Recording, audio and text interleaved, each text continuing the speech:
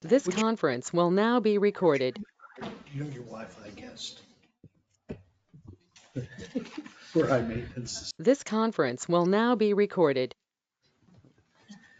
Good evening. The time being 6 p.m., I would like to call to order the Tuesday, June 11th meeting of the Tilton Planning Board. The first order of business is Planning Board case number 24-07, map U06, lot 33, lot line adjustment for the Cross Family Revocable Trust. Has everyone reviewed the documents, or do we need a couple minutes? I didn't review this, but I suspect it's fine.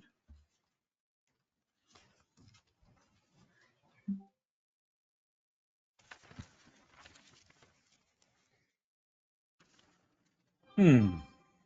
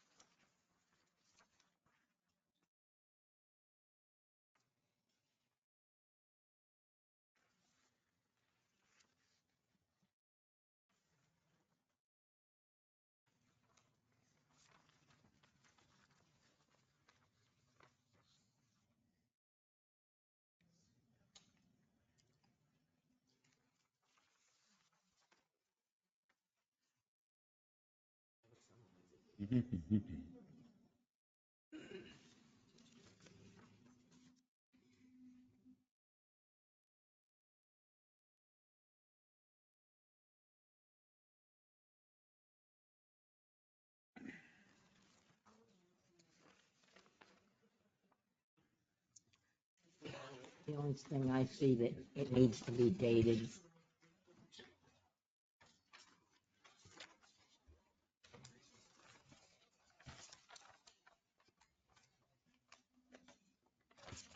I think that can be taken care of pretty easily. I'll make a motion to accept. It was not dated. You need to have that dated. The application. Okay. It was completed by David Kraus, but it wasn't dated. That's the only thing that needs to be done. But I'll make a motion to accept the application with the understanding that it will be updated, dated. Second. All in favor? Aye. Aye. Aye. All opposed? All right, I will open it up to discussion among the board.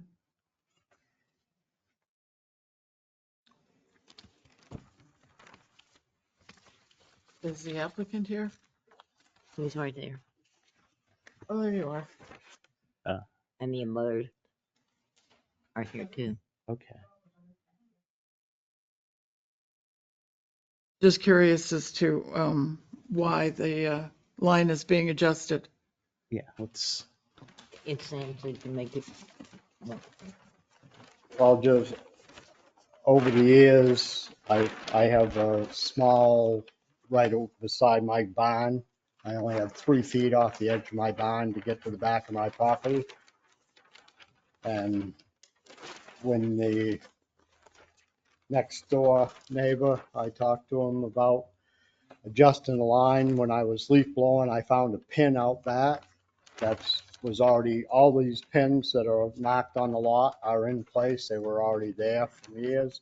And it said back in the 1800s, somehow that's where that got mistransferred. So I'd just like to be able to get to my backyard with my lawnmower. Thank you.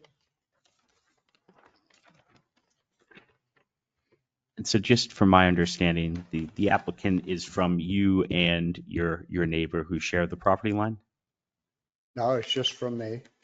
I was the applicant. I guess it would change both lots, yes.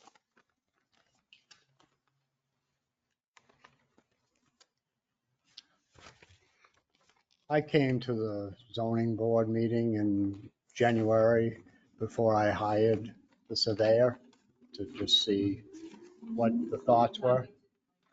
Oh, yeah. I went to see the zoning board in December, and I asked that we could get this lot changed after talking to my neighbor and before I hired my surveyor, and they thought it would be okay.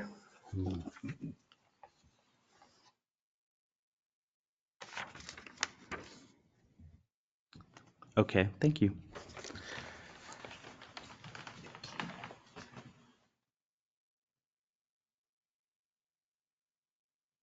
Are there any members of the public who would like to speak? Any of the abutters? The butter on the other side. This is, the gentleman behind me is hi, I'm Deborah Shepherd, 29 Winter Street. The gentleman behind me is the neighbor that Tony is doing the lot line with, so he is here if you have questions, but I'm in a butter. I have no issue with it. It's just to straighten out the line. It's not a Okay, big deal. I just wanted to make sure that both property owners were aware of and supportive of the change, so thank you. Carl Bartlett, and I own the place being shrunk. And my only concern is at a quarter of an acre, is it still a legitimate lot size? I didn't hear him. A quarter of an acre, is it still a lot size? Just concerned that with the little bit of change in the acreage, he wants to make sure his lot is still a legal lot, which I believe it is. Yeah. I Okay. get it. I get it. Yes, so it is my understanding that both the lots are irregular and grandfathered in terms of being single-family residences due to the fact that the current requirement is a minimum of an acre, I believe, for a single-family residence. So there, would be no effect there.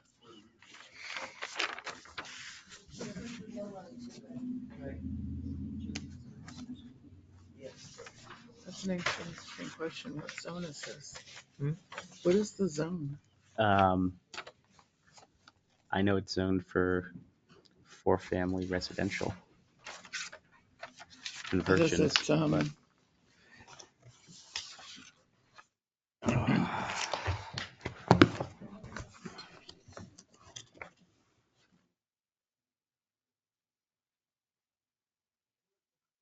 I believe it's village residential. Really?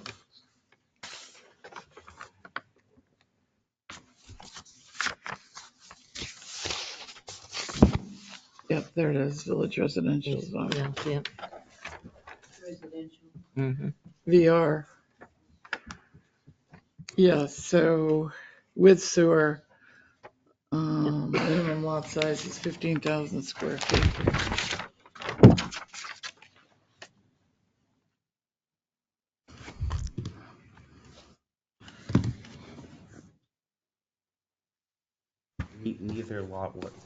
Neither of the lots was at that prior to or would be at that after the fact, so.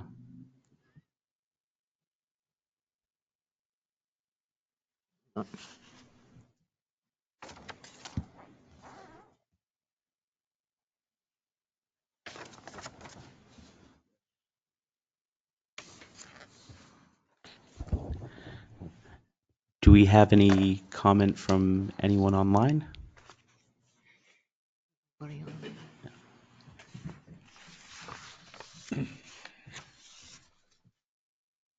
Let me make a motion. Make a motion to accept the lot line adjustment as presented. Seconded.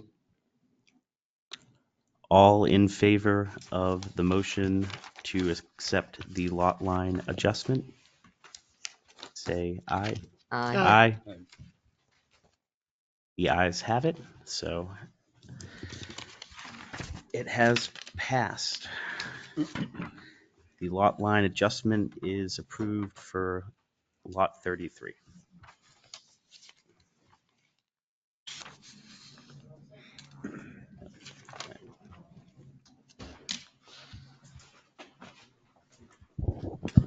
The next order of business is a conceptual for the Sobriety Centers of New Hampshire, map R06, lot 10, 100 Autumn Drive.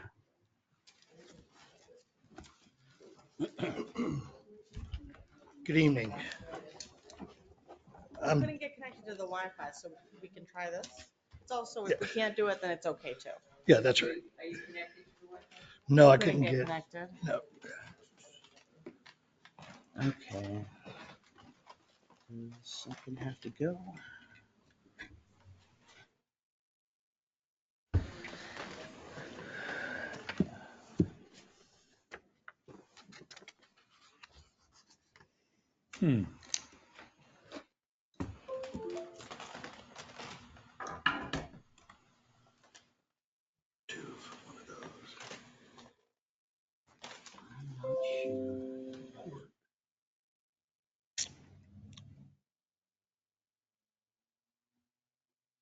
Yep, that one. Mhm. And then the PowerPoint one, right in the middle. Yep. Hopefully we have PowerPoint. We find out.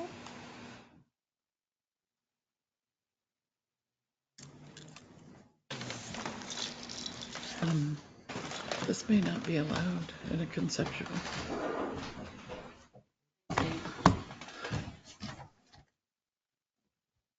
I think they have to go. Oh, no. Can I say accept? See what Zoning happens. from zoning. Oh, no, They can't expand it without permission from zoning. because it's We don't necessarily. protected. We don't use the PowerPoint necessarily. Yeah. We're all zoning That's what it restrictions, says. you're not supposed You just to have the Google equivalent. deprive the public, so to speak.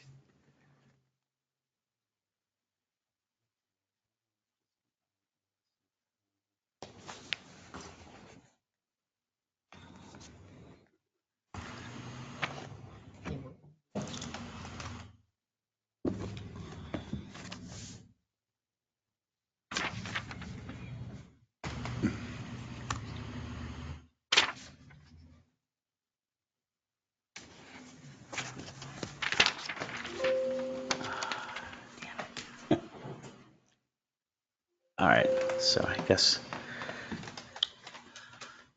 next, if you send that as an email, then we can open it in Google Suite, and then we can use At their least read it PowerPoint while I do software. it. Yeah, Yeah, okay. We can do that next time. yeah, thank you. Appreciate you having us back, John Flanagan. I'm the Vice President of Development for Summit Behavioral Health. And as you know, we've recently acquired Sobriety Centers of New Hampshire, which includes the property called Recovery Mountain on 100 Autumn Drive, as well as the outpatient center in Laconia and the Antrim House, which is a 30 by 35 bed facility where we do detox and residential. So it's a full continuum of care, and we recently acquired it. We welcome them into the Summit family. In the Summit family, we have over 37 facilities now nationwide that are substance abuse facilities. We also have 10 behavioral health hospitals for acute psychiatric disorders. We're going to continue the excellent care that's been delivered by sobriety centers, and actually we want to expand that. And that's why we're here to talk about the Recovery Mountain location. We are a for-profit entity. We hope to improve the tax base. We will have probably at maturity at Recovery Mountain, once we get through the next 3 years or so, we'll probably have 50 beds there, maybe more. But that could bring about 60 employees, full-time employees, which includes nurses, behavioral health techs, physicians, mid-level practitioners, things like that. So it'll bring jobs to the community, not only quality care. We were discussing earlier just the fentanyl crisis, the overdose death rate amongst people between the age of 18 to 45. It's the number one cause of death. At Recovery Mountain, we're going to be doing care for veterans and first responders, and they are even more at risk. They have a higher percentage of acuity and overdose death rate as well. So they've been hit pretty hard with that. So the commitment we're making to Recovery Mountain is to have a center of excellence for veterans, first responders, and even some active duty military from bases in the region as well. So that's kind of what our plan is, just kind of high level. We'll get into more details as we need to, which will include eventually, building plans and those kind of things. Any questions about Summit? Any questions that I can answer? Appreciate you having us back again for a second round. I remember your son. Thank you, your sons. Thank you for their service. Appreciate that. Any other questions for us? All right, I'm going to turn it over to Megan, our legal counsel, to talk about the use permitting. Hi, everyone. My name is Megan Carrier. I'm from Sheehan Finney. Thank you all for your time tonight. We appreciate it. We'll try not to use too much of it. We're really here tonight because we have 3 questions that we were hoping to get the board's feedback on. We definitely want to be sure that we're going through the process you guys want us to go through. And before I get into those questions, I thought it would be helpful to review what's already approved on the property. I know you might be familiar with that already, but I thought it might be helpful just to go over it quickly. So in 2017, the planning board approved a site plan associated with this property for an adult care facility use. The ordinance defines a residential care facility in relevant part as a residential facility providing social services and a protective living environment for adults and children. And it does specifically include drug and alcohol counseling facilities that are licensed by the state. We understand that the 2017 approval permitted only 9 beds, but in 2021, the board approved an expansion of that use to 30 beds, subject to a number of conditions. Among those conditions was a connection to the Tilton sewer system, which we understand that was never completed, but Sobriety Centers is working towards achieving that. But in any event, since 2017, the property has been used as some form of a residential care facility, with treatment provided either on-site or off-site, depending on the time frame in question. So the first question that we wanted to get some feedback from the board on relates to the classification of the use. We believe that what we're proposing to do is a residential care facility, that it does fit within that same classification. But we understand that there might have been a question that arose because the one difference from the previous operators, or I guess the difference that has caused a question from the previous operators to what Sobriety Centers is proposing, is that Sobriety Centers intends to hire nursing staff who will administer medication to the clients, among other things. And I understand the specific question to be whether employment of those nurses converts this to some sort of hospital use, which would obviously change the way, if the board feels that that's the case, that changes the way that we go about getting approvals for this. We don't think that the use is consistent with the ordinance's definition of a hospital. That is an institution providing health services primarily for inpatients and medical and surgical care of the sick and injured, including as an integral part of the institution, such related facilities as laboratories, outpatient department, training facilities, central service facilities, and staff offices. We think our use deviates from that in a number of ways. Most notably, it doesn't contemplate surgical care, which seems to be kind of a requirement to fit into this hospital use. We don't have a laboratory. There's no outpatient department. Second, even with staff nurses, we do think the use is still consistent with the ordinance's definition of a residential care facility. Because the ordinance defines a residential care facility to include a drug and alcohol facility licensed by the state, we looked into the state regulations to see whether they include, whether the state defines this kind of facility to include facilities that employ nursing staff. And what I found is that it does. HEP 826, which governs residential care and health facilities, defines residential treatment facilities to include facilities that have paid staff to provide clinical services and clinical treatment services. The regulations also provide that medication may be administered by any individual authorized by law, and they do specifically reference nursing staff. So we do think we're still a residential care facility, but we wanted to make sure that there were no concerns with us proceeding in that fashion. I know that Felicia and John might have a bit of additional information that might help as we work through this. So I'll let them comment quickly. Hi, Felicia Orchard, CEO of Sobriety Centers. I'm happy to be back again tonight. Thank you for having us. I just wanted to share a little bit more insight about why our decision was to utilize nurses in this level of care versus utilizing techs, which is also something that's permitted within the 826 regs in the state of New Hampshire. So in my background, I am a nurse by trade. I'm an RN. And working both with techs and working with nurses, there's an ability for a nurse to be able to assess a client in a greater capacity than a tech is. So our techs are entry-level workers. We would be employing techs at this facility and they would be providing oversight. But when a tech completes a 4-hour class, they're permitted under 826 to observe medications. An entry-level worker who is observing medications doesn't often know what the medications are, right? They might be observing a blood pressure medication, but not really grasping what that blood pressure medication is utilized for, creating a situation where our clients could be at risk for adverse events. When we utilize nursing staff who have gone through nursing school, licensed by the Board of Nursing in the state of New Hampshire, there's a greater understanding of what these medications can do, what interacts with each other, and how to best treat our clients. It creates a safer environment. There's less adverse risk.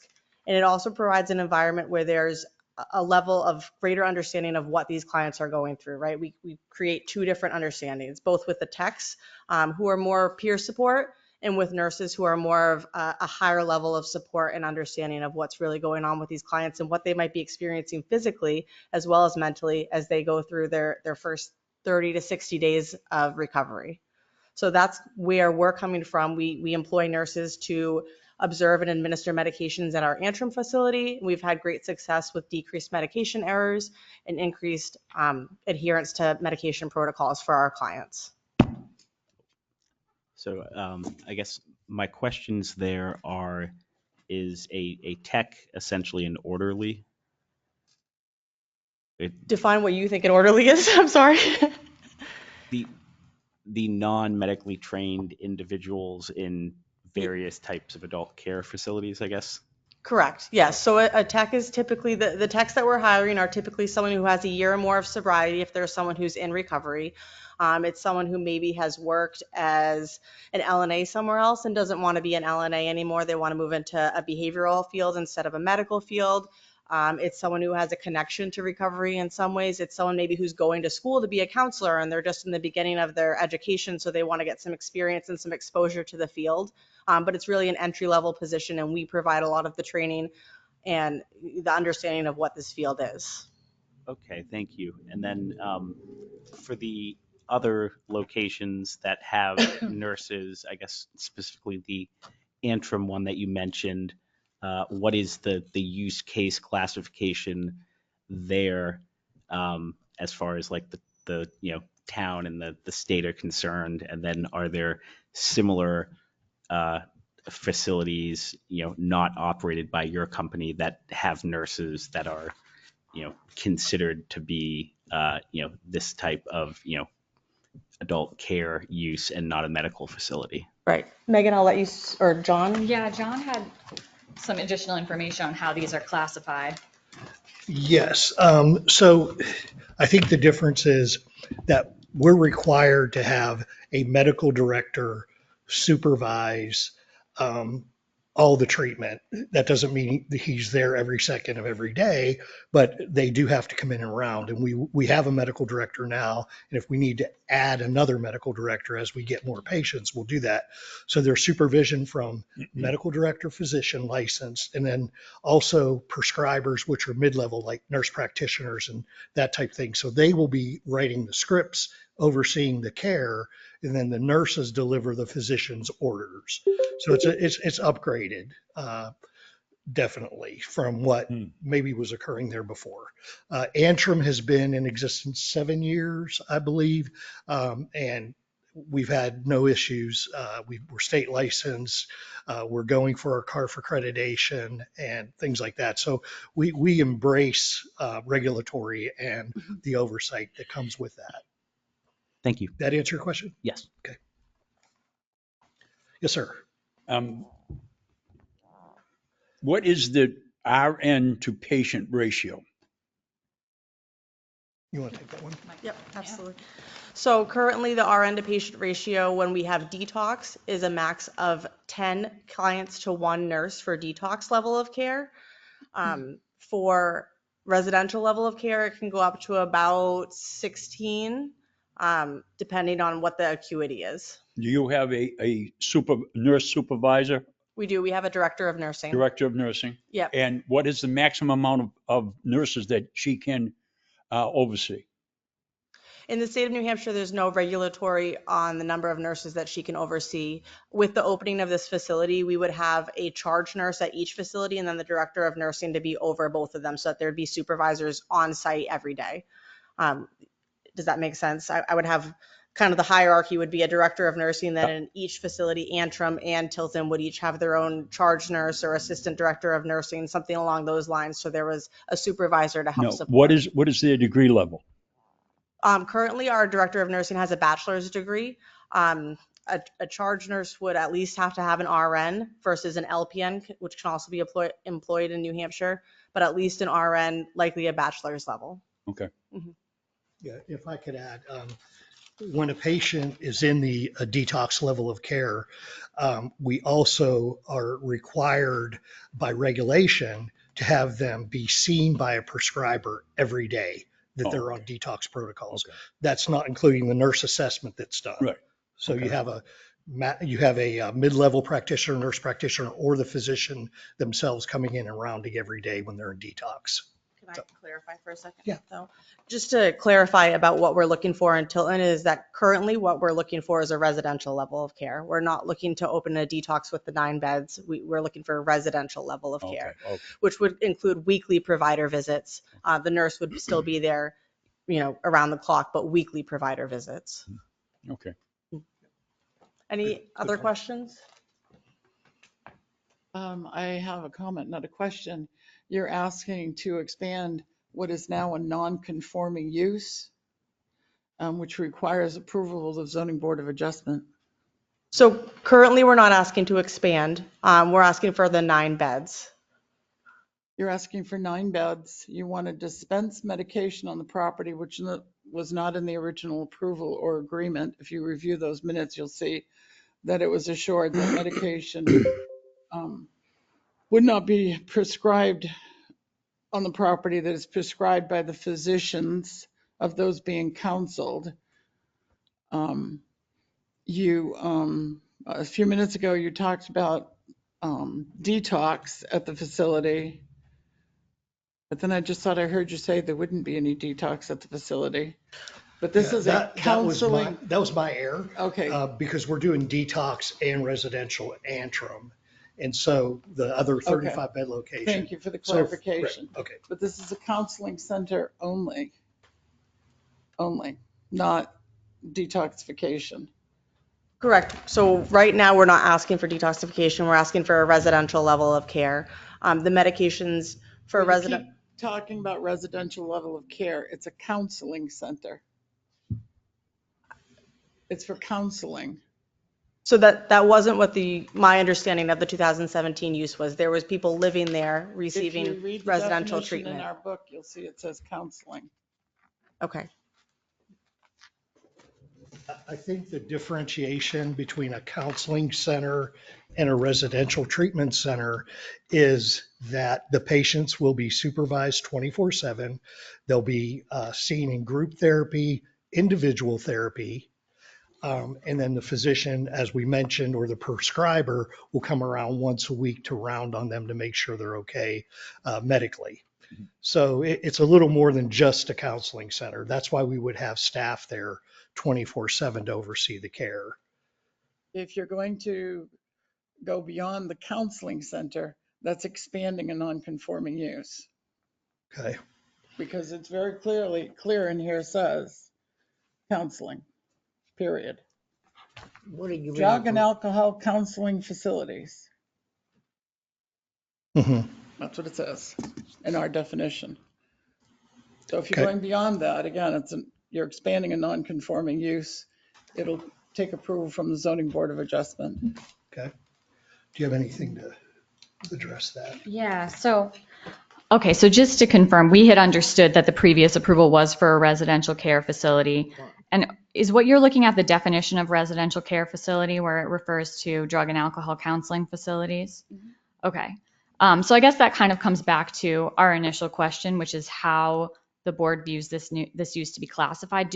Does the board not view this as a residential care facility? Does it view it as something else? Because we definitely want to be sure that, as you said, we're going through the right approval processes. Our definition, residential care facility, under that definition, it says, including, it says drug and alcohol counseling facilities. Mhm. That's it. So It was approved as a residential facility.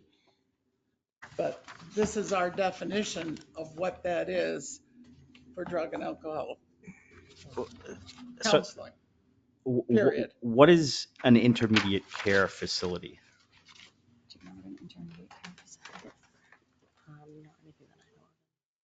I don't know, we don't have a definition of it. This was approved as a residential care facility, and our definition says counseling, period. Well, just And if you read the minutes of those proceedings, that they will also tell you that it's a counseling facility. And that was made very clear by the residents and the attendees at those meetings, that they were assured it was a counseling facility.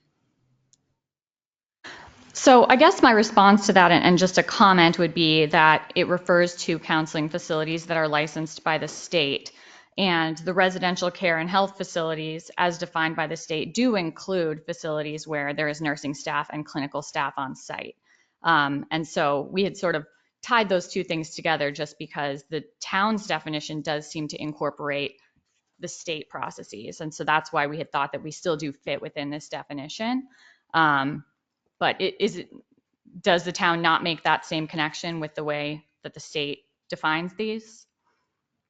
Well, we have our definition, which is probably stricter than the state's, which is allowed. Mm-hmm. But what our definition is telling you is that you would be required to follow all of the state guidelines in addition to ours. Understood. Okay. So because there will be nursing staff on site, and given your read of the definition, is your view that this is not a residential care facility because residential care facilities are restricted to counseling facilities? As far as drug and alcohol, it is simply a counseling services. That's all it says. Okay.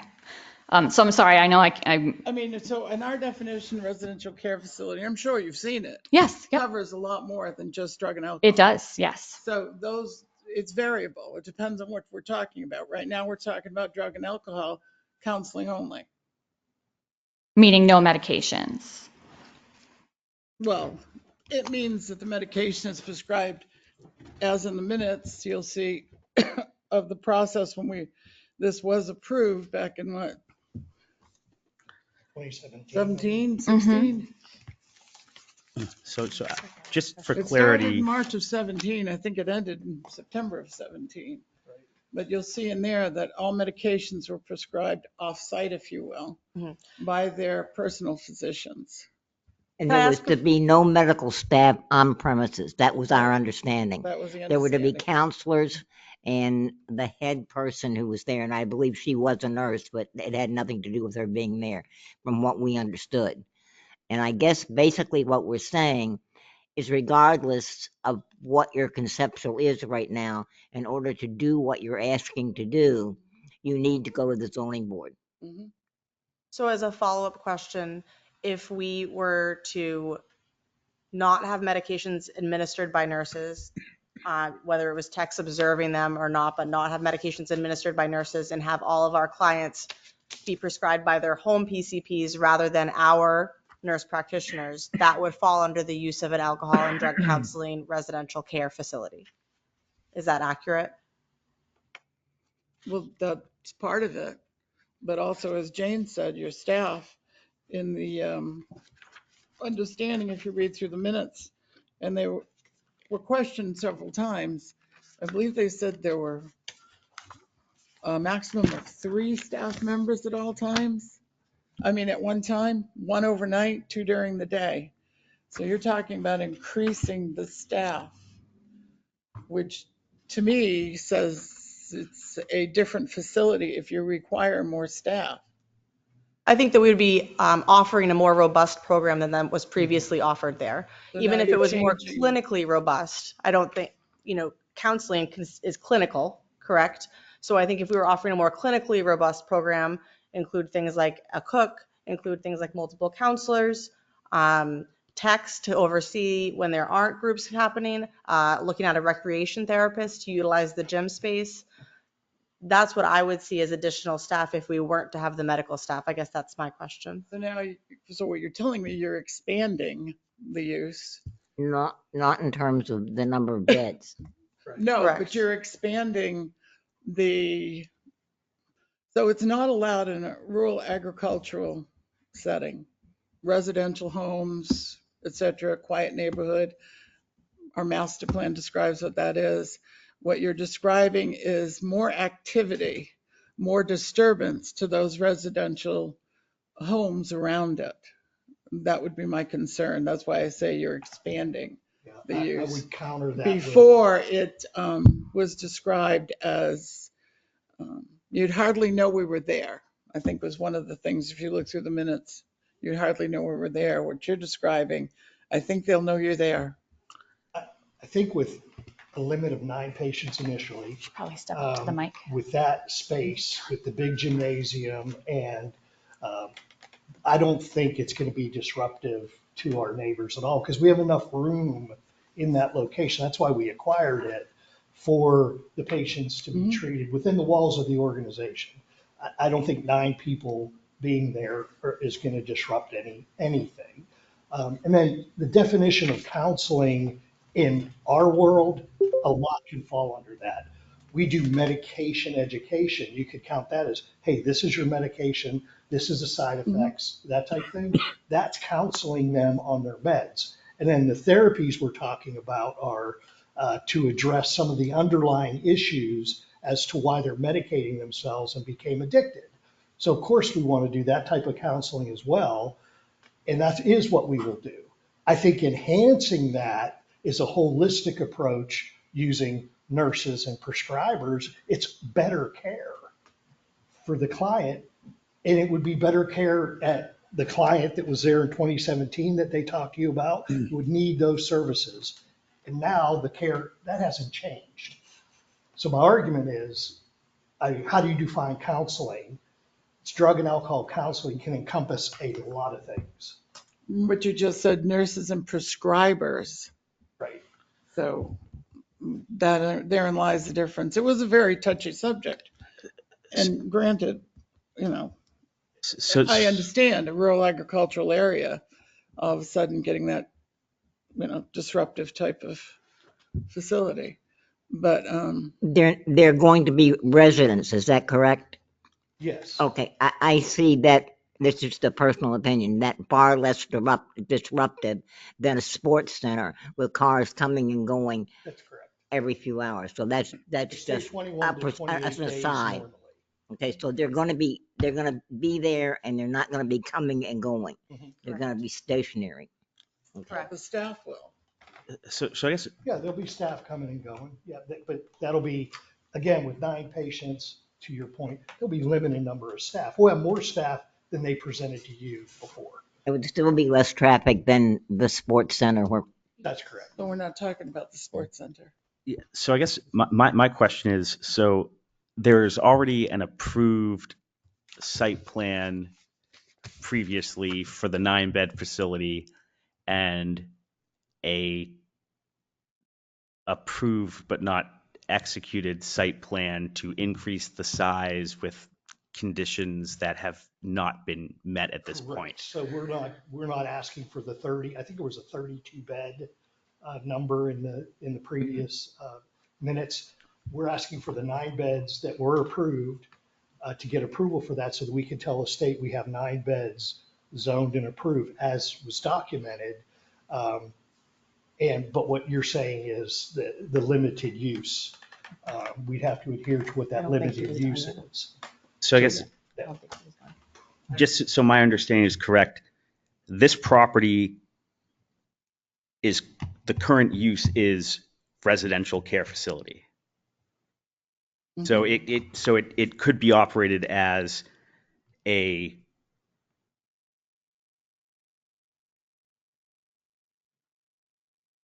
foster home No. or shelter for abused children. Only with approval from the zoning board of adjustment. But it's already, it's zoned for residential care facilities. So wouldn't any use of a residential care facility not be a change of use? Wouldn't it be like a, It would be an expansion of the use. but wouldn't a pizza place being replaced by a Chinese food place still be the same use as far as being like a restaurant? So what as you far as have zoning? is, you have an approved residential care facility specifically for drug and alcohol counseling.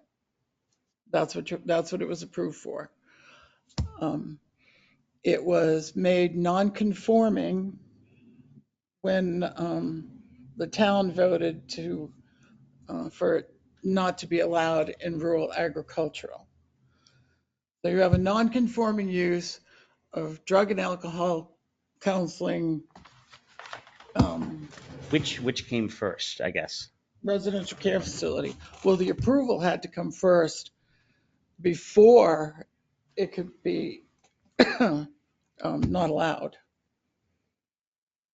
It wasn't allowed when the initial group came to the planning board. It was not allowed. There was no It was definition. changed because the definition changed and There was no definition, Yeah. hence the attorney.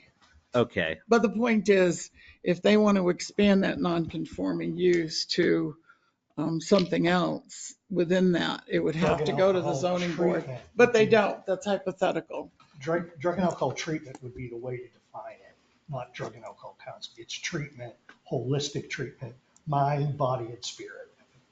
So just as a We're hypo, designing it for veterans and first responders who we treat at our other location, but they need.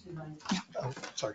But it's The 9 beds we're asking for is directly for veterans and first responders. We treat them now in Antrim, which sometimes has 30 patients. This facility sets up beautifully for veterans and first responders, the way it's designed. And, the gymnasium, batting cages, they enjoy it. And we've had the VA out to tour the facility. And they loved it. They want to refer to it. So that's really what we're asking for is 9 beds for our veterans and first responders. And then if we fill those up, we'll come back to you and say, we'd like to expand beyond that. thank you. So I guess what I'm failing to understand is a 9-bed residential facility not already approved? Yes, but it's non-conforming. but it was approved. But it was approved, but now to today. What makes it non-conforming today, I guess? Look at your chart of permitted uses.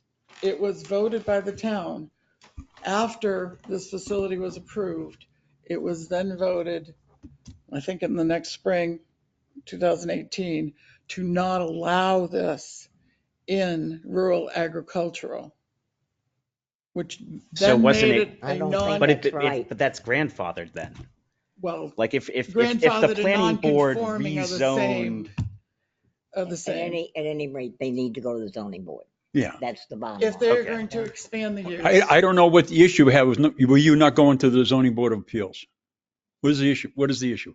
So that's just, we wanted to come here and get the board's feedback on whether or not that was And you're getting that, I necessary. guess. Yeah. So our question was, all right, if we stick 100% to the previous approvals in terms of number of beds, number of staff, everything, that's fine. But if we keep the same number of beds but increase staff, then that's an expansion, and the board feels that we should go to the zoning board to expand the non-conforming use. Okay, that is the answer that we wanted. I mean, not the answer we wanted, but we wanted, that's the I question we don't want speak for the answered. board. I'm just speaking for myself. Yeah. You know, if you have a problem with going to the ZBA, No, we just want to make sure that we're doing the right things, and if that's what we need to do, that's what we'll do. We weren't 100% sure if that was the procedure we should be following. but you are clear as to where we're coming from. Yes. Yeah. What is it? Probably a special exception to expand is my A guess. non-conforming use may be expanded only with the permission of the zoning board of adjustment and only within the limits of the lot in which it existed at the time of passage of the portion of the zoning ordinance which caused it to become non-conforming. That's in our zoning. So Okay. you're looking for an expansion of use. Yep. Okay. Okay. Understood. So I have a related question, and I think I know the answer. So I assume we go to the ZBA. Let's assume we get our expansion of the non-conforming use approved. I assume then we need to come back here for site plan review, correct? Okay. So this is my next question. Will that site plan review be essentially a from scratch site plan, or would the board view that more as like a modification of the previous site plan, with the idea being that we're going to run forward subject to the conditions of those prior approvals? It'll be an update of the existing site plan. An update. Got it. Okay. That was our second question. And our third question, and this is just, it's going to be part of that. Oh, yes. Yes. So just back to the second question. Sorry, could you repeat what the second question Yeah, was? absolutely. So we just weren't sure if our site plan, when we submit our site plan application, is the board looking for, this is our use from scratch. We have our use approval from the ZBA. This is a from scratch site plan approval, or is the board looking more for a modification of the previous approvals, which would be something a little bit different of an application? Got it. So as far as the previous approved site plan, is there anything they need to, like, stopping them from just executing that as is? Because that was already approved as far as like. Well, they would update it because they're looking to expand it. And But if the zoning board they approves weren't, if they weren't looking to expand it with they that don't need to come approved, back They wouldn't here. have they to could come just back. do all Yeah. of the work on Go that. forward, right? So they could do all of that work and then present a net new site plan. A revised site It would be plan. an update, Yeah, okay. Okay. But it'd be an update from the existing. what's in place versus what's theoretical. That's right. Okay, all right. I wanted that clarification. I wasn't sure if they You're needed right. anything from us as far as those conditions, that construction. Right. So if we weren't making any changes or expansions, we could just proceed forward. Got it. Okay. So the last question we had, if we were to come before the board with a modification to the prior approvals, one of the things that we would be looking for is a modification to one of the conditions that related to background checks. And we just wanted to get we give a little additional information on that and get the board's feedback on it, just because we would expect that to be part of the application, and we want to be sure we hear all of your concerns in advance so that we can hopefully address them. But I'm going to let Felicia and John give some additional information on that. Sure. So I just wanted to share a little bit of information about 42 CFR Part 2, which is the privacy protection for individuals entering treatment for substance use treatment. It's an additional federal statute that helps to protect the privacy of those individuals who are seeking treatment for their substance use disorder. Essentially, asking for background checks of all of the individuals who are admitting to our treatment would be a violation of 42 CFR Part 2, because it would be invading their privacy, and it would be, then we would have to obtain a release for them to be provided to the town of Tilton Police, which is also part of those board orders from the previous one. So we would have to share essentially their personal information and share that they are in treatment with the police department every time that they came into treatment. In addition to violating their privacy, it would also impact wait times for individuals to enter into treatment. Background checks are not a quick process. When someone is seeking treatment, it's a life or death matter. I would hate to deny someone treatment because I needed to wait for them to get a background check back before I could say, hey, we have a small window of opportunity. This individual is like, I want to get help today. I understand that I have a problem. I need to come to treatment. And we say, we need you to wait because we have to do a background check. In addition to that, if someone is seeking treatment for diabetes or cancer or any other disease, there's no background check required for them to be able to enter into treatment, right? So was that law passed before or after the site plan was approved? Oh, that's been in existence for 15, 20 years now, 42 CFR. I've been in healthcare 30 years. It's been around a while. So before 2017 for sure. No, you're asking with the background check though. That's what you're asking about, right? Yes, my question is what came first, the requirement from the planning board for background checks or the law saying it's illegal to require background The checks? law first, well before 2017. 42 CFR. And I think the people that came before you, it was more of a mom and pop type operation, whereas we're a large company and have a lot of resources to get in front of these kinds of things. They also didn't have any regulations at that facility before. They didn't try to get licensed. We're CARF accredited. They were not accredited, right? So as a private entity, just like any business owner is able to deny admission to anyone that they want to, a private entity is able to do the same thing and put any policies that they want into place. We're regulated. We are accredited. We adhere to a set of regulations and standards that are nationwide. And that's why those things apply to us. That had some comment. Yep.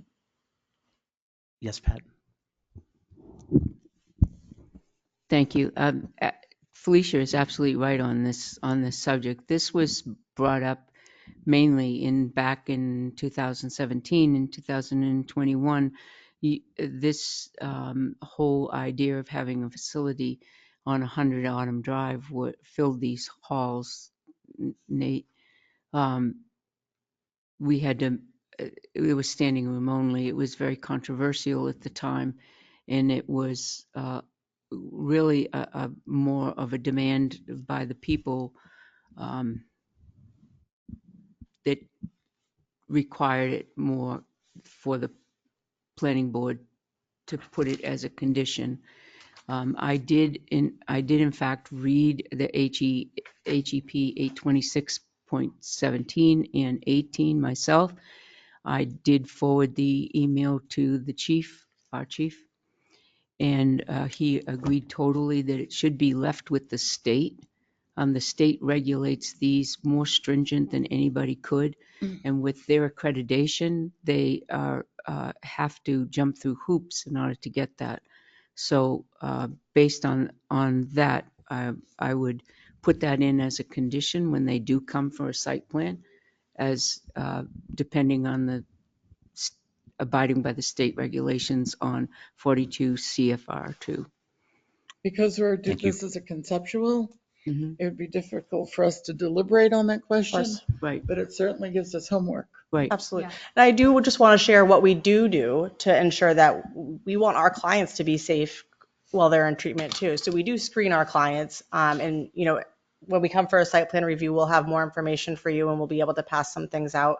But to give you a brief overview, part of our phone screening before the clients even admit to us is asking about any prior charges, asking if they have a history of violent offenses, what do those things look like? And then we have a screening matrix where there's an always accepted, maybe accepted, and a never accepted. The maybe accepted is history of violent charges, a history of domestic violence, things like that. And those have to go by myself as the CEO, the director of clinical services, or the director of nursing. So those individuals have to be approved before they come in. We oftentimes I get on the phone with people and I talk to them about what the situation was. Sometimes it's people who had a situation when they were under the influence, right? And that's why they're coming to us for treatment. And then under the no conditions are, aggressive, violent behaviors, some sexual assaults, different things like that. So we do have a screening process, and we ensure that we're properly screening clients before they come into us and making sure that we're keeping everyone safe to the best of our ability. In addition to that, once clients are in our care, we have a platform that's called Observe Smart. Observe Smart, so part of the regulations with the state is that we provide rounding on our clients. So at a residential level of care, we have to round on clients every 60 minutes. Summit as a whole utilizes the Observe Smart platform, where each of our clients wears a Bluetooth beacon either on their wrist or on their ankle. And then the staff go around with an iPad, and they have to, the way that it works is the Bluetooth beacon, which is not tracking, but it is Bluetooth. It pairs with the iPad when the staff member is within a certain distance of them. And for instance, we would be too far apart for me to be able to pair with you and say that I was rounding on you. But me and Megan would be close enough that I would be able to round on her, and the staff has to notify, are they awake? Are they sleeping? What's their affect? What are they doing? And then that gets logged into our database. So they're doing that every hour. And if we're overtime, it starts flashing red, dings start going off, and it notifies staff that this client, we haven't seen them in 66 minutes. Where are they? What's happening? So that's, a point that we would be able to make on how we're ensuring that we're keeping clients safe and that they're staying in our care. Okay, so that's just like a simple RFID tag and scan system. I don't know what that means. I'm sorry. But so essentially, the individuals are wearing a device that has to be more or less It's Bluetooth. physically That's what you scanned. said. Yeah. Okay, Yeah. So Bluetooth. So they have to be within a certain amount of distance, and the platform records how far away they are based on how strong the Bluetooth signal is. It's actually quite impressive. I had never heard of it before Summit, and it's amazing, honestly. Out of curiosity, is the facility or the property itself currently fenced? It is not currently fenced. Okay, thank you. We would certainly be willing to look into that if that was something that others wanted. I was just curious. I will say I've worked at another facility where it was fenced, and the fence was more to keep people out than to keep people in. It's a voluntary facility, but again, at that facility, it was more so to keep people out because it was a large property than to keep the clients in. Any other questions that we can answer? Appreciate the thoughtfulness Yeah. of your questions and concerns, and thank you. Yes, thank you very much. We appreciate it. Thank you. Thank you. Good luck. Coming.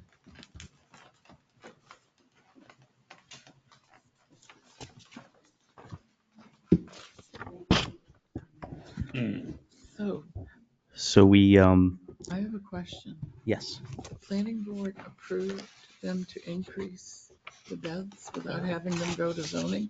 They went to zoning, I believe. Did they go to zoning? I don't know. I've only been here I'll have since to- December I of haven't been 22. here. I'll have to read the record. I don't know. Pat's got the record there. We can see. Yeah, that'd be interesting to know. That we need to dot our i's and t's. So another item on our agenda is a site plan review for planning board case number 24-01 farmland real estate. No, that's been continued. We need to Oh, we need give them a to date. make a motion to continue them to 6:25 as they are not here this evening. so moved. All in favor? Aye. Aye. You didn't get a second.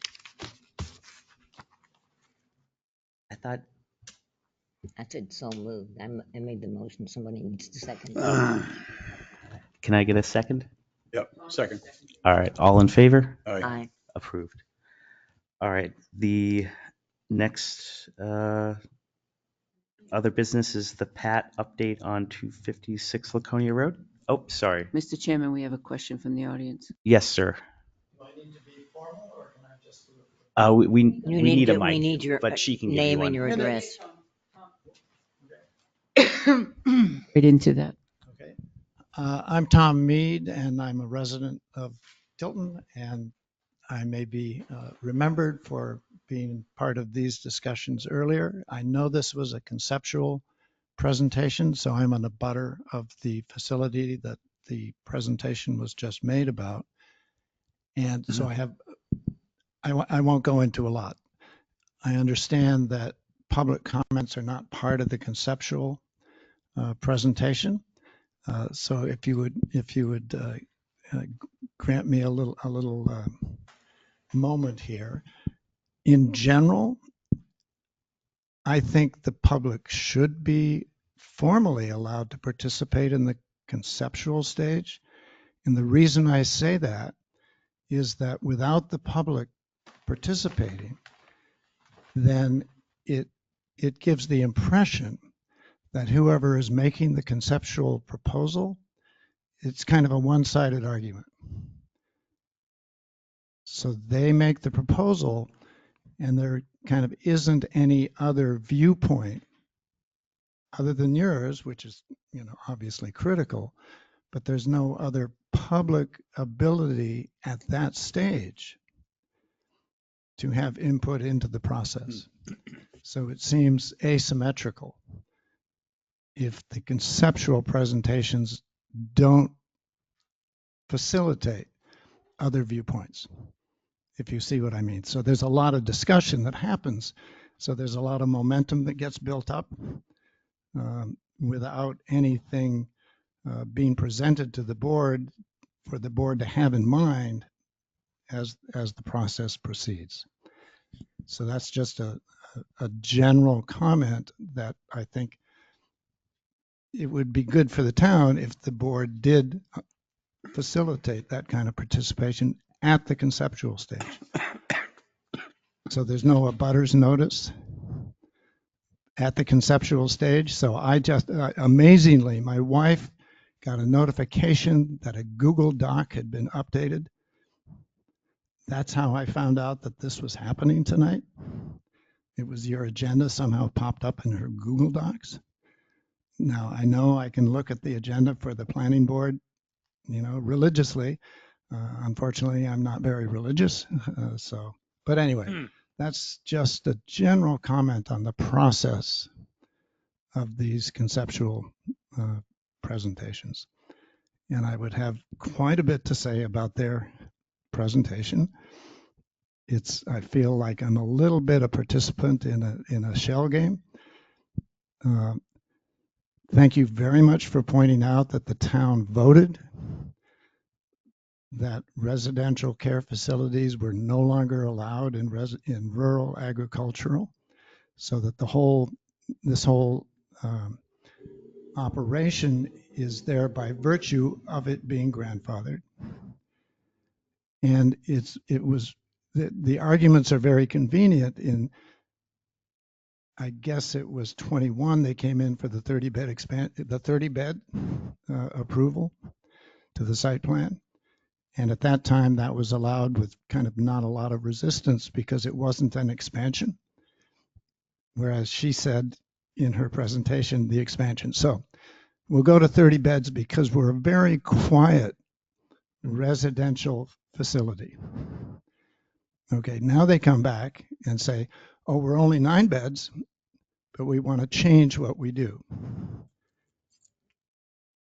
If that's allowed, then they'll come back and say, okay, we now want to be 50 beds.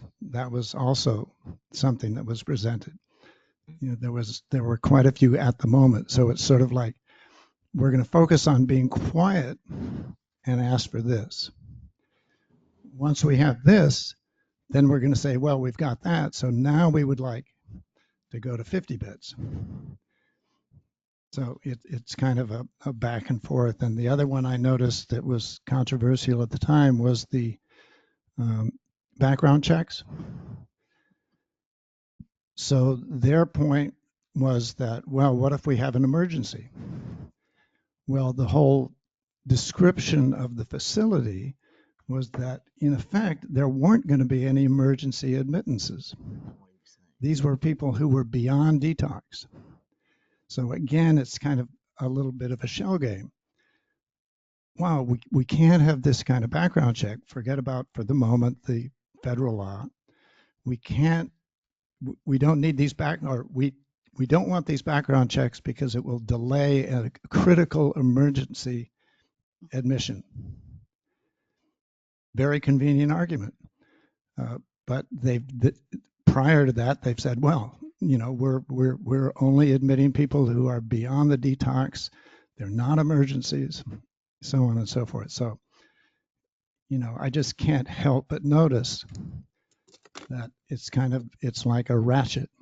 It never goes any other direction. So you ratchet up and then it gets ratcheted up again, all because it was able to get the grandfathering.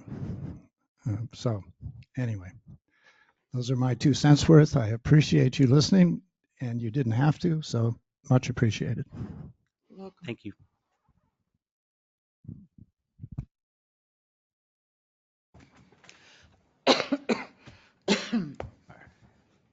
So, Okay. other business or approval of minutes first?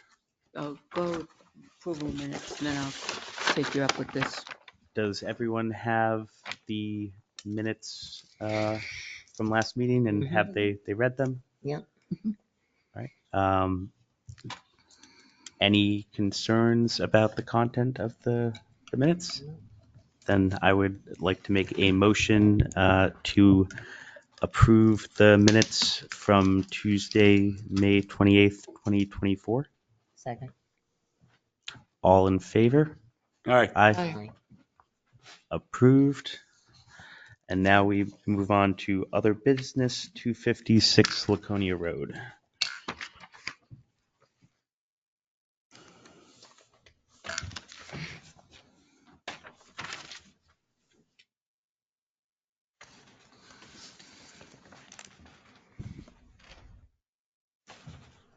It's okay with you folks, I'm gonna sit up here.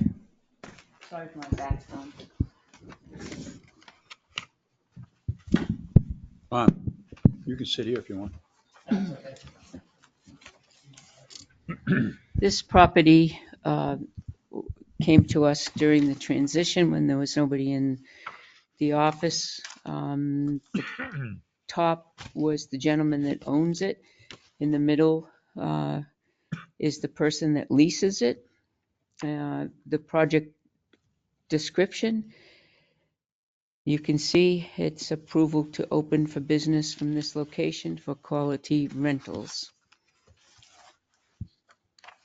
Next page is certificate of occupancy, but on the back page, you'll see it's a business occupancy permit application. Under business description, it says quality landscaping and rentals. Landscaping supplies and rentals, sell landscape supplies and rent equipment trailers. This used to be, back in the day, called TLC, and then it used to, right, TLC, Oh, is this the lot with, right. with the shed? And this is what it used to look like back in 2016. I'll pass it around because I didn't make a ton of copies.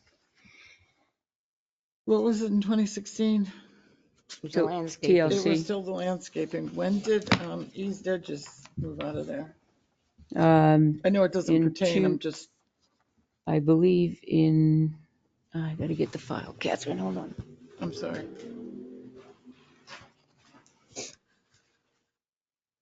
Oh, it shows a well.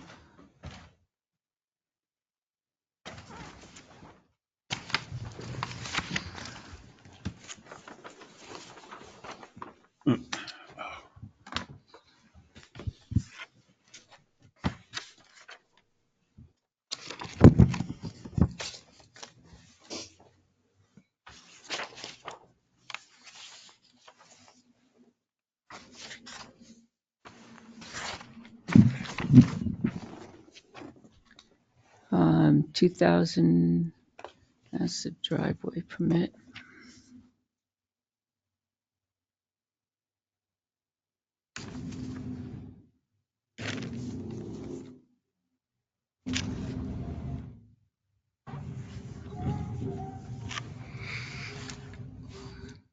This is prior to TLC. So TLC was first. There was someone before TLC. I think There was a TLC young was couple that prior used to to sell them. plants there, remember? Well, Ages ago. I won't even tell you how many years ago there was a greenhouse Yeah. there. And they sold, and then the greenhouse went away, but they sold little plants there close to the road. Right. That's right. And then the east edges came in. Mm-hmm. So, They sold like wooden playground equipment and stuff. yes. Just empty like bins Well, it was for just like an empty, rubble and stuff. right. And that As was long the as next, I've been here, they kept Yeah. trying to rent it out for like that was the bike next weeks and business. stuff like that. The latest information that I have, unless you want to go through all of That's this, okay. is 2016 was TLC. And then I Okay. believe this gentleman from Atkinson owns it. Sorry, the flash drive we left. I apologize. Okay. That's good enough. That's close enough. I was just Eject looking it to see safely. about Where is it? one It's use. connected to the Oh, dongle I'm back just there. continuing I don't another even see use. it. Right. So that's time enough. Okay. So I did receive a complaint, and then I did go on to Thanks so much. Have a great night. Thank you. the website. Have a good night. Good night. I did go up and do a investigation into, it was first reported that they were encroaching on the setback. And I received this here. And this is the abutters lot, where you see the rocks in this. He put a line up on both of his pegs and put a rope, a string, and you can see the string in this. He's not even an inch, in some places over Oh, his line. And he also graded his property to a point where when the rain comes, it's going to go absolutely fall through to his property. The other issue that I have is that he is manufacturing loam. He has what they call a McCluskey 512. Well, I looked that up. It's 47 and a half feet long without the conveyor. Well, the conveyor. conveyors, It is 27,000 pounds. The drum on it is 5 feet by 12 feet, and it separates the stone and the gruff, okay, which, by the way, he was putting on the abutting property. But we now have a pile of loam which is within inches of the abutting property, which is within maybe, 3 feet of the Of Route 3. Yeah. If it rains. Route 3. If it rains, downpour rain, it's going to come on to Route 3. There's It'll be no mud. question. It'll be all mud. Mudslide. And so this is the machine, and he is telling me that it's light manufacturing, small manufacturing, which is a permitted use. And That's thick paper. this is the tractor trailer that comes in and out of the site that delivers the Oh, it's a Garwood dump. loam that has all the dirt that he sifts out with this big McCluskey.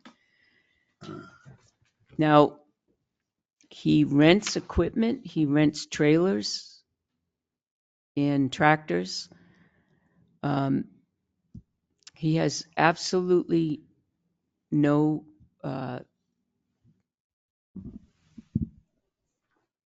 concern of the setbacks. These structures, if you would, or I'm calling them a structure, he is not calling them a structure. They're Jersey barriers, which have been in existence for a long time as structures, but they should follow the setback, and they're not. And the definition of structure is man-made. If you read the definition of structure, it's definitely a structure. I mean, it's a fence at the very least, right? Right, and he It's a puts structure. his It's product in every there, four the things. small little stones or, his loam, and unless now that pile of loam is as tall as a telephone pole. Be careful of calling them a fence because a fence is allowed on the boundary. Correct. Oh. So he said, well, I'll take away the Jersey barriers. Well, if you take away the Jersey barriers, it is all going on to the, All going downhill. it's all going down to the next property. Drive by and look at the mountain. The owner, Seriously, that's beside Route 3. Yeah. It's The- frightening. it was involved in a little civil matter where he dumped all of that riffraff from that machine onto the other property. It took the other property's owner 6 or 7 hours to, with the permission of the owner of the property, Not the leasing. not the leasee, to put it back where it belongs. After he surveyed it and made sure it was on the right, to put it back, it was not appreciated one iota, and the police got involved. So I guess what I'm asking here is that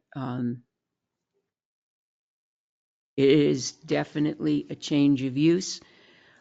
Let me, I might add as well, the driveway permit. This is when I came in to the office. I said, does this person have an updated driveway permit? And that's when I got the driveway permit sanctioned by DOT. However, they were told there was no change of use from the prior owner. So I had a conversation with Mike Kimball from DOT, District 3. He's now back. He retired. He came back. Good. And he is requiring them to update their DOT permit. So I'm going to put the question. I really feel what I think I already know what needs to happen, but I need to hear from you folks what needs to happen here. I mean, if DOT hasn't approved them to operate that driveway and that site as they currently are, then It's, I mean, they don't approve them to work on that site. They approve them to come in and out of the Route 3 existing driveway. They did not know when that tractor trailer delivered the dirt that they were holding up traffic both ways on Route 3. And they did not know that they had a manufacturing facility going on trailer rentals. and that it was a change of use. Shut them down. Yeah, if we have the ability, I mean, they've got a state issue. They're causing disturbances to an abutter. I mean, They're not abiding by they our didn't do a change setbacks. of use. Did they register as a business even? I mean, I don't. They definitely have a change of use. And even though this building permit shows it, they weren't approved by the planning board. Nope. And they don't have an approved driveway permit. And they're in violation of our zoning rules, our zoning regulations. And I suspect they don't have septic if they've got to destroy that. That was approved by, it's a composting. Well, it says on here, has use of septic. They don't have a septic system on that side. I It's don't not, believe. I think it says has not. It's a composting. There's new business, no change of use, has use of septic Keep, and keep, running, keep going. Just and running water. They don't have use of septic or running water. They have. they got a, it's They've like got a, a it's well, like I a, think. it's like a civis multis type A operation. what? It's keep going. The toilets. We've got a picture of the toilet. Oh, I saw the toilet. Yeah. But on, It's what I'm saying is self-contained. on the building permit application, it says has use of septic. Right. I hate it when people lie. So I guess we need to make a motion. Can we? Doesn't the selectman is- have to make a motion? Well, I wrote a note to NHMA and they advised to do town council, so, for the letter. Okay. Okay, yeah. But Did we you- don't have permission from the Board of Selectmen to spend any more money on attorneys, and we don't have a legal line for the planning board. We have a consulting We used line. to, but we don't. But you can recommend tonight to have the letter written from the town council. Well, I agree it should be. Yeah, I I agree agree that too. with this one, we need to have our hands held. we should recommend that Pat speaks to the Board of Selectmen to engage legal in order to find a resolution to this issue. Is that a motion? For an updated I'll site second it. plan, right? I'll second Well, that. we don't know what legal will We'll say that, Change of use, yeah. so there's gonna It's, be a, but 10 days before the Board of Selectmen meet again, right? The 20th? It's 10 days before that, but I'm not sure we can wait that long, but In the meantime, should we do anything with an attorney? Should we send them a letter letting them know at least they're required to update their site plan? I Or don't should we know if there's just- anything for the board to do at this point in time. well, I have authority to ask, I have some authority as far as I'm concerned as the land use coordinator. Well, I mean, the, What the is your code, the authority? code enforcement officer also has Mhm, authority. right. That's, Yeah. she is code Which I'm yes, code, yes. right? right now. And then Right. I don't know if the Tilton police have any authority as to traffic management or anything like no. that. Oh, State traffic management, yeah, but The state road. it's a state road, it's State road. DOT. If, Is it so, with, but it's within, it is DOT, but it's within Tilton, so they do have jurisdictions, so if I came TPD along, could have an officer over there. if I came along and one of those tractor trailers was candywampus in the road, I'd be calling up the PD saying, are you aware? Mhm. I mean, that's a horrible corner. But Yeah, I especially think the only coming from the reason is the guy can't turn around when he's on the property. He's got to back into the property That's right. and then he's got the road completely blocked. You're Correct. absolutely right. You're That's- absolutely right. And that's, interfering with traffic. You're correct. You're It's a correct on that. violation right there, but you Yep. got to be there to do it. He has to be there. Yeah. We have to have a law enforcement person catch him in the act. That's right. Or But that somebody call. machine has wheels on it and it's 27,000 pounds and it comes out of the site and it goes back in. How do you think that's on the wear and tear on the I don't know how roads? it fits on that site. Barely. Way up in the back. Way up in the back on somebody else's property. I feel like that's Well, that's the person who should have an I've had issue. some, I've I had make a some experience. motion to give Pat whatever authority to She act had- on whatever authority she has to resolve the issue. Well, Second, I think we just agreed that we need an attorney to Yes. guide Pat because we don't want to throw it at Lions. I mean, she has authority without us giving it to her. It's code enforcement officer under, I don't know, what is it, 675 or some damn thing. Yeah, But- but can she call an emergency meeting with the selectmen? Mhm. Yeah, I you can. could do Okay. that. We I could can. meet Thursday for that. Okay. I can do that. But yeah, I think an attorney should guide. This one's going to be yes. messy. Yes, yes, What is definitely. you said you had some experience I had in, some experience with screen all machines similar to this, not in this scale. This is, The big and- boy. Would you call that small manufacturing? and no. And these things go on a, say, a construction site yes, and they screen yes. the overburden and so that they can make some money selling whatever.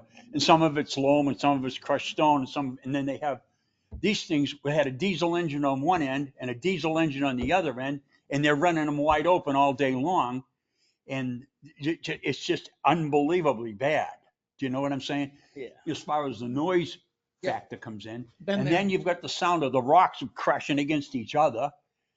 And then you've got, the loam conveyor doesn't make any noise, but it really makes a big pile of stuff going on if it's not moved right away. And so you've got to have an articulated loader there. You've got to have a dump truck or a dump trailer to load the stuff and get it off the property. This is a big deal here. And that's the critical question here. The question is it light manufacturing or is it heavy? I mean, from what think we'd have Pat's to This look at can't the go over the road without a special permit. It's not light. it's heavy. But I mean, the But the actual machine process. is heavy, but the It's a process. process, would you consider that heavy manufacturing? I've never witnessed it in operation as far as the noise factor goes. Oh, it's I- loud. It's noisy. I've Oh. experienced them on job sites in the Yeah. past. Yeah. Gazillion years. There's nothing quiet And about it. you're absolutely right. And it seems I've seen bigger, but this is a huge machine. While it was running, I drove up And it is- to the Tilton vet Oh, yeah. and I could hear it. And then I went further into the driveway of the U-Haul where they're building. Yeah. And I still could hear it. I can hear it from my house. I'm surprised the I vet didn't know hasn't what I tried was this. listening to until you brought it to my attention. Then I'm like, that's what's making that noise. But anyway, there's a lot of questions here that we don't have any definition for light or heavy manufacturing, and that's kind of critical in this. Does the noise factor come into play at all? Only noise ordinances. So I think this 9 o'clock? this goes to think it's 10 what o'clock at can night. the selectmen do, what Right. can the police department do, and then what Right. can we get legal advice for? But We need it's kind of legal out of our counsel. hands, I feel, as far as an immediate solution to the Who problem. are we going to use? But it is definitely a change of use. Okay. Does anybody have any objection to and I don't remember her name, Nope. the attorney that was here from Yeah. Mitchell's office? Yeah, that works for me. Fine. I'm kind of Joe Jessamine. They're all the same. Yeah. Yeah. A lawyer's a Yeah. lawyer's a lawyer. Now, Pat, this property line intrusion now, this has been resolved. No. It is being resolved, but it is. But I mean, as far as it physically moving the stuff, is it? He physically moved it. He physically moved it and hasn't been moved back. As is it. He's It's encroaching on the tenant issue. setbacks on the state side because there's a setback there he has to adhere to. Oh, If he okay. adhered to all of his setbacks, Yeah, he wouldn't have enough space to do what he's doing. right. All right, well, unless there's any other business, Motion to adjourn. motion to adjourn? What we haven't done is if Pat gets permission from the Board of Selectmen to retain the attorney, we haven't voted to have her consult with the attorney. Oh, I think we should do that. I think it should be in the minutes. All right, I'll make a motion to have Pat get permission to consult an attorney. No, to consult an And- attorney if the the selectmen Board of give us Selectmen- permission to spend the money. That's Board of Selectmen approval. second. All in favor? Aye. Aye. Motion passes. And I'm wondering if, All right. maybe it'll end with this one, but if we have to do this every time, I'm wondering if we should ask the selectmen for a little bank account. Yeah. I guess we can do it every time. Yeah. I don't know. We can do For it. now, We can we'll do see it how every it time. goes. Maybe we can get it,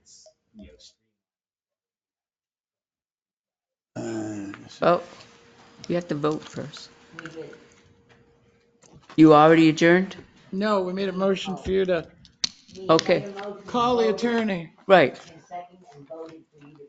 No, Okay. make a motion to adjourn. Okay, all right. Bye. Aye.